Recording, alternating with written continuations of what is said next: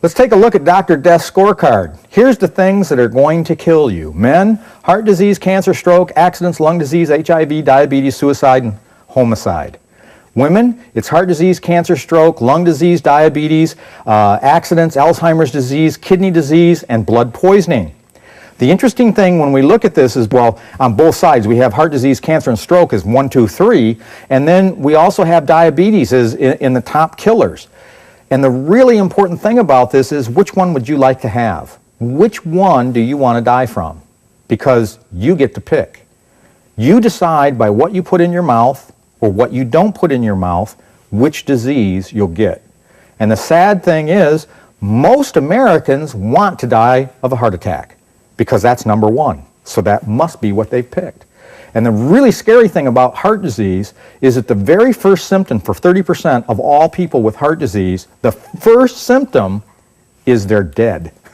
They grab their chest and they're on the ground and they ain't getting up no more. So here's the 3 leading causes of disease in the United States: breakfast, lunch, and dinner. What we're eating at these meals, or what we're choosing not to eat, is what gives us the diseases. One of the things that's worse than breakfast, lunch, and dinner is skipping breakfast and having lunch and dinner, or having breakfast and skipping lunch.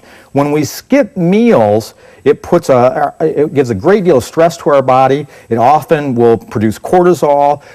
It'll make us gain weight. Do we eat out? Studies show that 61% of the women in the United States eat out at least twice a week.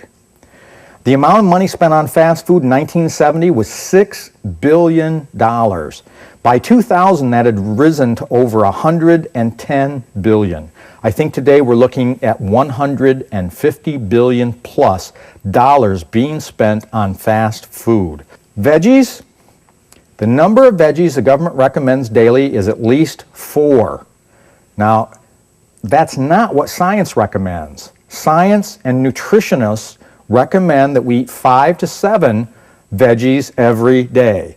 Government says, they're not going to do that. We'll recommend 4. Unfortunately, the average woman eats 1 or 2, and the average man eats none or 1. Sugar, the average woman eats 152 pounds of sugar a year. Ladies, you eat your weight in sugar. That's why you're so sweet. On any given day, only 10% of Americans will eat a green, leafy vegetable. 50% of all the vegetables eaten today will be a potato, as a French fry or a potato chip. 25% of all the veggies eaten today will be a tomato, as ketchup, pizza sauce, or spaghetti sauce. 75% of all our veggies today will be ketchup and French fries.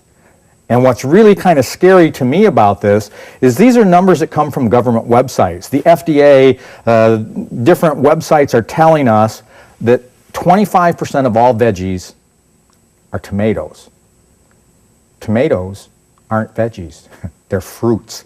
And so here we have our government can't even tell the difference between a fruit and vegetable. Today, scientific journals tell us that type 1 diabetes is linked to infant feeding, that type 2 diabetes can be controlled and cured with diet. Heart disease can be reversed with diet. Kidney stones prevented with diet. Breast cancer is linked to hormonal blood levels, which are diet-linked. Antioxidants are linked to better mental performance in old age, which come from diet. But when we're talking diet, don't look for a magic bullet. The sum is greater than the parts. Reductionist science is bad science. When we start looking for, this is all you have to take, and there's a lot of unfortunate companies out there that come around and say you only have to take this one thing and it's the only thing you need. If you ever hear that, run.